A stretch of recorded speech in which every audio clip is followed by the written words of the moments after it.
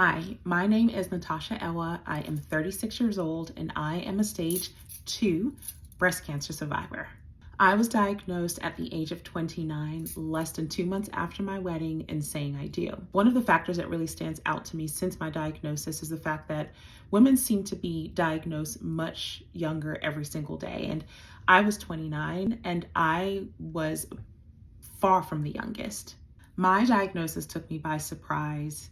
I literally was just convinced that they were going to tell me that it was malignant.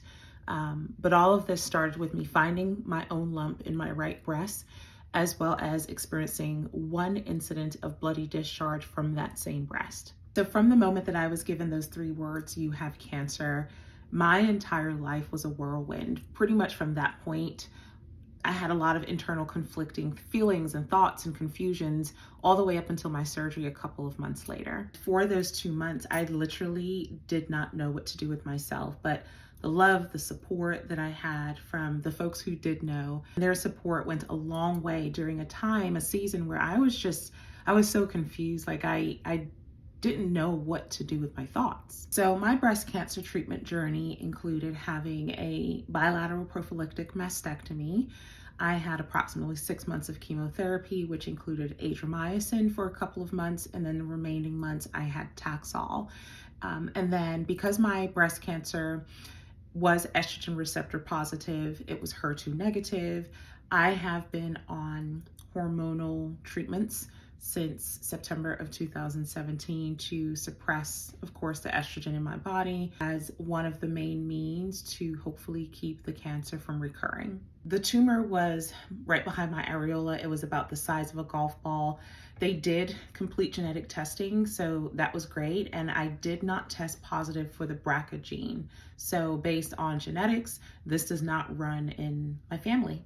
Being on the hormonal therapies has induced me into medical menopause, and the specific regimen that they have me on for that includes Lupron shots that I used to get every month, but now I get every 3 months, and exemestane 25 milligrams every single day, which is also known as Aromacin. Experiencing breast cancer has not at all been easy, but experiencing breast cancer has been extremely eye-opening. This journey has taught me a lot about myself. It has forced me to revisit parts of who I am. It has awarded me the opportunity to better understand the meaning of rest and taking breaks. It has also shaken me to the deepest layers of my core. But I'm truly grateful I'm alive and just even able to tell my story. And for me, that's a huge part of my own personal healing. Since treatment and since my bilateral mastectomy, just to share a little bit more, I did opt to have reconstructive surgery, and I had implants placed in both breasts over the muscles. I have gone on to have a child since then. He will be 3. And due to the pregnancy, I did develop grade 4 capsular contracture, which has been also difficult in its own way. That has come with its own symptoms and pain and things like that. However, again, I'm grateful that I'm here. Again, I'm just here to tell the story, and I'm really hoping that by sharing my story, it gives someone else some hope. Breast cancer just isn't something that I would ever wish on anyone. And like I said earlier, women and men are being diagnosed incessantly and at younger and younger ages. And this is just something that we need to keep talking about and we need to figure out. So I'm grateful to be able to share my story in hopes that it encourages us to continue to do so.